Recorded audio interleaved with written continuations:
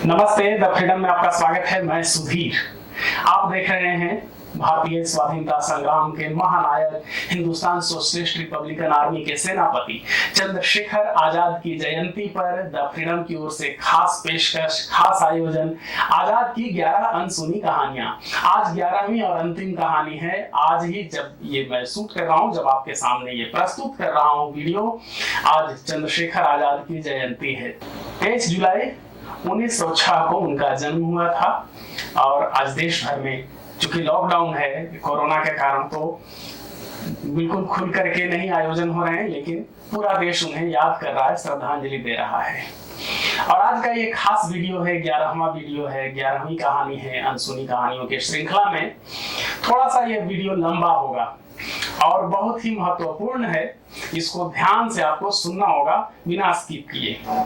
और आज की कहानी इस पर है कि चंद्रशेखर आजाद तक पुलिस पहुंची कैसे, कौन जिम्मेदार था, चंद्रशेखर आजाद की शहादत के लिए जिम्मेदार कौन था, किसने गद्दारी की थी, किसकी गद्दारी की वजह से शहीद हुए, मारे गए अल्फ्रेड पार्क में चंद्रशेखर आजाद। जब सबसे पहला वीडियो हमने आपके सामने पेश किया था, जिसमें चश्मदीदों की जुबानी आजाद की शहादत, वो कहानी बताई गई थी, तो उसमें एक नाम आया था। जब आजाद एक व्यक्ति को देख करके चौंक उठते हैं, तब वो कटरा इलाके में थे, इलाहाबाद के, और अल्फ्रेड पार्क जा रहे थे सुखदेव के साथ। तो सुखदेव राज को, सुखदेव ये यहाँ पर सुखदेव राज हैं, वो सुखदेव नहीं, तो सुखदेव राज से उन्होंने कहा था कि वो देखो वीरभद्र तिवारी लगता है कि जा रहा है। वो वीरभद्र तिवारी ही था और यही नाम आजाद की शहादत के पीछे जिम्मेदार है। अब ढेर सारी इसे लेकर कहानियां हैं। जिस समय आजाद शहीद हुए थे, उस समय ही थोड़े ही दिनों में ये पता चल गया था कि वो गद्दार कौन है, जिसने गद्दारी की है, जिसने अंग्रेजी सरकार को, ब्रिटिश पुलिस को बताया कि चंद्रशेखर आजाद इस समय अल्फ्रेड पार्क में हैं और बहुत ही अपने एक ही साथी के साथ हैं, वो आसानी से घेरे जा सकते हैं। ये काफी दिनों तक किस्सा चला और लगभग सबने ये मान लिया, सब जगह ये बात हो गई थी कि इस शहादत के पीछे जिम्मेदार वीरभद्र तिवारी है। इस कहानी में नया पेच आया आजादी के 19-20 साल बाद, आजाद की शहादत के करीब 35-36 साल बाद, जब पत्रिका धर्म युग में यशपाल ने, जो कि क्रांतिकारी दल से जुड़े हुए थे और हिंदी के नामचीन लेखक माने जाते हैं, रहे हैं, अब दिवंगत हो चुके हैं, यशपाल ने एक आलेख लिख करके वीरभद्र तिवारी को निर्दोष बताने की कोशिश की। इसके बाद फिर नए सिरे से ये प्रमाण इकट्ठे किए जाने लगे कि इसके बारे में क्या प्रमाण है, वीरभद्र तिवारी के बारे में। तो उन चीजों पर आज हम लोग प्रकाश डालेंगे कि क्या वीरभद्र तिवारी ही जिम्मेदार था, और ये वीरभद्र तिवारी का इतिहास क्या है, अतीत क्या है, ये कौन है। वीरभद्र तिवारी पर जब उंगली उस समय ही उठी थी, तो वीरभद्र से पूछा था कानपुर में गणेश शंकर विद्यार्थी और पंडित बालकृष्ण शर्मा नवीन ने कि तुम उसके पीछे जिम्मेदार हो, जैसा कि कहा जा रहा है। तो ये सीधे मुंह कर गया और यहां तक तिवारी ने कहा कि उस दिन वो इलाहाबाद में था ही नहीं, यानी 27 फरवरी 1931 जिस दिन की शहीद हुए आजाद, उस दिन वीरभद्र तिवारी ने कहा कि वो तो इलाहाबाद में था ही नहीं खुद। इसे लेकर के सबने मान लिया कि हो सकता है तब कुछ और बात कहीं से शायद निकल करके आए।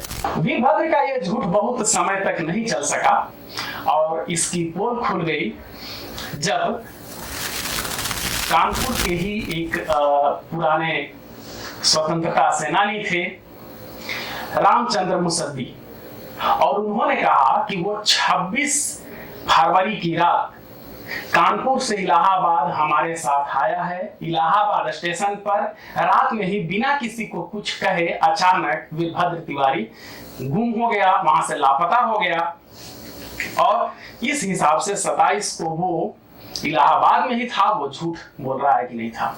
जब मुसद्दी का ये बयान सामने आया, तब फिर वीरभद्र तिवारी ने स्वीकार कर लिया कि हाँ वो 27 को इलाहाबाद में ही था। इसके बाद गणेश शंकर विद्यार्थी ने काफी अधिक डांटा फटकारा, बहुत ये किया और ये बातें हुई। और भी वीरभद्र तिवारी को लेकर के चलते हैं। वीरभद्र तिवारी के बारे में पहले से ही वो पुलिस से कैसे मिला हुआ था, इसके फिर प्रमाण मिलने लगे। एक प्रमाण और बड़ा दिया यही रामचंद्र मुसद्दी जी ने, जिन्होंने ये बताया कि साथ में वो इलाहाबाद गया है 26 की रात, जिनके बयान के बाद तिवारी की झूठ की पोल खुली, झूठ का पता चला। मुसद्दी 1930 की कहानी याद करते हैं। उन्होंने अपने एक आलेख में इसे लिखा, चूंकि उस दौरान जब बातचीत काफी अधिक बीच में होने लगी कि क्या वीरभद्र तिवारी की कैसी भूमिका है, तो वो लिखते हैं कि 1930 में फैजाबाद जेल में वीरभद्र तिवारी उनके साथ और कैदी थे जहां वो बंद था। एक दिन अचानक वहां फैजाबाद जेल में ऐसा हुआ कि सीआईडी का स्पेशल सुपरिटेंडेंट नौट बाबर जेल में मिलने उससे आया। याद रखिए ये वही नौट बाबर है जिसने आजाद के साथ अंतिम मुठभेड़ में भाग लिया था। और नौट बाबर के मिलने के बाद वो घबरा जाता है तिवारी, और कुछ ही दिन के बाद तिवारी का तबादला फैजाबाद से कर दिया जाता है मलाका जेल इलाहाबाद में। इसके पीछे क्या बात हुई ये पता नहीं चला। वहां मलाका जेल में मिलने आता है वीरभद्र तिवारी से इंस्पेक्टर, सीआईडी का इंस्पेक्टर पंडित शंभुनाथ अपनी पत्नी के साथ, और उसकी मुलाकात के कुछ ही दिन के बाद बिना कुछ बताए वीरभद्र तिवारी रिहा कर दिया जाता है। अब ये बातें हुई कि रिहा क्यों कर दिया गया, अचानक कैसे रिहा कर दिया गया, तो सिर्फ ये कहा गया कि भाई कोई टेक्निकल कानूनी नुक्ता निकाल करके वीरभद्र तिवारी रिहा हो गया। उस समय किसी के मन में कोई ख्याल नहीं आया। हाँ, ये सबको पता भी नहीं था कि इंस्पेक्टर शंभुनाथ मिला है। याद रखिए, इंस्पेक्टर पंडित शंभुनाथ वीरभद्र तिवारी का पड़ोसी था, और दोनों परिवारों के बीच गहरे ताल्लुकात थे, गहरे रिश्ते थे। और वो कहीं न कहीं तिवारी झांसे में पूरी तरह से आ चुका था, और जब वो शायद कुछ उसे सलाह मशवरे की जरूरत हुई और मलाका जेल भेजा गया, नौट बाबर से मिलने के बाद जब ट्रांसफर किया गया तो मलाका जेल में उसने बुलाया इंस्पेक्टर पंडित शंभुनाथ को। उसकी पत्नी भी साथ में मिलने गई थी, शंभुनाथ की पत्नी, और वहां पर जो कुछ भी हुआ उसके तुरंत बाद वीरभद्र तिवारी को रिहा कर दिया गया। होना यह चाहिए था कि उस दौर में जब तमाम क्रांतिकारी गिरफ्तार हो रहे थे, तब वीरभद्र तिवारी पर और अधिक कोई कड़ा मुकदमा चलता, उसे दिल्ली या लाहौर भेजा जाता, लेकिन उसे रिहा कर दिया गया। उस दौर में जबकि कैलाशपति वगैरह कई जगह मुखबिर बन गए थे और तेजी से क्रांतिकारियों की धर पकड़ हो रही थी, छोटे छोटे मदद जो करने वाले थे, मददगार थे, उन सबको पुलिस गिरफ्तार कर रही थी। उस दौर में वहां का एक सक्रिय माना जाने वाला क्रांतिकारी वीरभद्र तिवारी को पुलिस ने यूं ही छोड़ दिया, कुछ नहीं किया। उसे और कोई केस चलाने के बजाय रिहा कर दिया गया। इतना ही नहीं, उसे बाद में ब्रिटिश सरकार ने एक लाइसेंस के साथ रिवॉल्वर भी दिया। किसी क्रांतिकारी को ब्रिटिश सरकार में रिवॉल्वर का लाइसेंस मिला हो ऐसा कोई उदाहरण नहीं है। आखिर वो कौन सी वजह थी कि ब्रिटिश पुलिस उसे रिवॉल्वर दे देती है? और फिर उसके दिन अच्छे आने लगते हैं वीरभद्र तिवारी के। और भी प्रमाण इस बारे में लिखे गए हैं, और भी प्रमाण लोगों ने दिए हैं। जब ये तय हो गया था कि वीरभद्र तिवारी मुखबिर निकला है और वो बाकी सभी क्रांतिकारियों को पकड़वा रहा है, यहाँ तक कि आजाद की शहादत के पीछे भी वो जिम्मेदार है, तो कानपुर के ही एक क्रांतिकारी थे रमेश चंद्र गुप्त। और रमेश चंद्र गुप्त ने 2 बार गोलियां चलाई वीरभद्र तिवारी पर। एक तो कानपुर में नारियल बाजार में जहां वो बच गया, दूसरा फिर उरई में भी वो बच गया था, लेकिन वहां रमेश चंद्र गुप्त पकड़े गए, उन्हें 10 साल की सजा हुई। इस बारे में मन्मनाथ गुप्त ने अपनी किताब भारत के क्रांतिकारी में लिखा है। 1934 में वो फतेहगढ़ जेल में बंद थे। उसी समय ये खबर सुनने को मिली कि मुखबिर वीरभद्र तिवारी पर गोली चलाने वाले रमेश चंद्र गुप्त को बेड़ी और चक्की की सजा दे दी गई है। 10 साल की सजा सुनाई गई है और जेल में बेड़ी और चक्की का भी उसके साथ ये कर दिया गया है, कस दिया गया है। ये लिखा है मन्मनाथ गुप्त ने।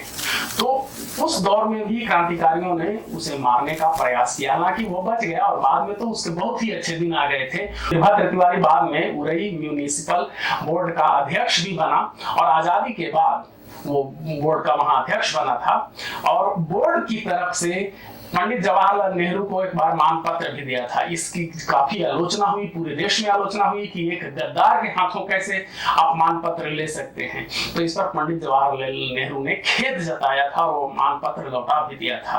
प्रमाण सिर्फ इतना ही नहीं है, प्रमाण और भी क्रांतिकारियों ने दिए हैं। चंद्रशेखर आजाद के सबसे करीबी साथियों में से एक विश्वनाथ वैशंपायन ने भी अपनी गिरफ्तारी के पीछे वीरभद्र तिवारी को जिम्मेदार माना है। कानपुर से गिरफ्तार किया गया था विश्वनाथ वैशंपायन को, संभवतः 11 फरवरी 1931 की ये घटना है। आजाद की शहादत से तुरंत पहले की ये बात है, और उसके लिए भी उन्होंने खुल करके ये कहा है कि वीरभद्र तिवारी की मुखबिरी के कारण, गद्दारी के कारण वो गिरफ्तार हुए। इसके बाद विश्वनाथ वैशंपायन ने एक और घटना का भी उल्लेख किया है।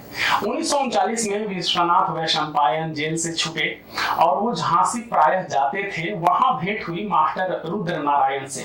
याद रखिए, मास्टर रुद्र नारायण वही है जिनकी चर्चा आजाद के बारे में कभी होती है। झांसी में उनके यहाँ ये ठहरते थे। आजाद अपने बड़े भाई की तरह मानते थे। वो तस्वीर वगैरह जो हम लोग देखते हैं, आइकॉनिक तस्वीर मूंछों वाली, वो उन्हीं की खींची हुई है। तो मास्टर रुद्र नारायण ने विश्वनाथ वैशंपायन को बताया एक बार कि झांसी में ही इन दिनों वीरभद्र तिवारी भी रह रहा है। एक दिन इन लोगों ने प्लान बनाया कि मिलने चलते हैं, और वो मिलने गए तिवारी से मिले। तिवारी से पूछा इन लोगों ने कि आखिर क्यों गद्दारी की, तुमने ऐसा क्यों किया। तो वीरभद्र तिवारी ने कहा, जैसा कि विश्वनाथ वैशंपायन ने लिखा है, अपना बयान दिया है। तिवारी ने कहा कि इस मामले में सिर्फ मैं ही दोषी नहीं हूं, दूसरे लोग भी शामिल हैं। तो इसके बारे में वैशंपायन ने कहा कि और विस्तृत ढंग से बताओ कि और क्या क्या कैसे हुआ था। तो उसने कहा कि हम कल बताएंगे, अगले दिन बताएंगे। और अगले दिन जब ये लोग मिलने गए तो वीरभद्र तिवारी झांसी से निकल चुका था, वो था ही नहीं। और इस तरह से फिर वो आगे की बात नहीं बताया, लेकिन वैशंपायन के अनुसार उसने उसे स्वीकार किया कि इस मामले में सिर्फ वो अकेला दोषी नहीं था, दूसरे और भी लोग शामिल थे, यानी वो इसमें शामिल था। और कौन लोग थे ये तो उसने नहीं बताया। एक और प्रमाण दिया है फिर, जब ये सारे युवा थे तो ढेर सारे क्रांतिकारियों ने सामने आकर करना शुरू किया था। भगत सिंह के साथी थे क्रांतिकारी काशीराम। उन्होंने अपना एक स्टेटमेंट जारी किया था। 1938-39 में वो उड़ई गए थे। तो वीरभद्र तिवारी को पहले से जानते थे, तो उन्हें लगा कि मिलते हैं इससे भी, क्या हाल है इसके। और जब वो वीरभद्र तिवारी के घर काशीराम पहुंचे तो उस समय वहां वो घर पर था नहीं, उसकी पत्नी थी। और थोड़ी ही देर में वीरभद्र तिवारी भी आ गया, और जैसे ही देखा काशीराम को तो वो काफी घबरा गया और कहा कि मुझे बहुत डर लग रहा है, मुझे तुमसे हमेशा खतरा महसूस होता है, तुम यहाँ से प्लीज चले जाओ। और काशीराम ने कहा कि कुछ बात कर लो हमसे, जब आए हैं तो थोड़ा बैठ लो। लेकिन वो तैयार नहीं हुआ और घर से अपने बाहर निकाल करके अपना दरवाजा तिवारी ने बंद कर लिया। अब ये एक सवाल जरूर है कि आखिर आजाद की शहादत के 35-36 साल बाद, आजादी के 19-20 साल बाद आखिर ये प्रसंग क्यों उठा। ये प्रसंग उठा था, जैसा कि मैंने जिक्र किया था, यशपाल ने धर्मयुग में एक लेख लिख करके वीरभद्र तिवारी को निर्दोष बताने की कोशिश की थी। तब इस पर भी लोगों ने सवाल उठाया कि आखिर इतने दिनों तक वीरभद्र तिवारी क्यों खामोश रहा। क्रांतिकारियों की कई सभाएं हुई, जो भी जीवित साथी बचे थे आजाद भगत सिंह के, वो सालाना या कभी कभी कुछ और अंतराल भी हो जाता था, लेकिन वो बैठक करते थे और नियमित रूप से वो बैठक होती थी और देश भर के बचे हुए क्रांतिकारी या उनके परिजन वहां मिलते थे, बात करते थे।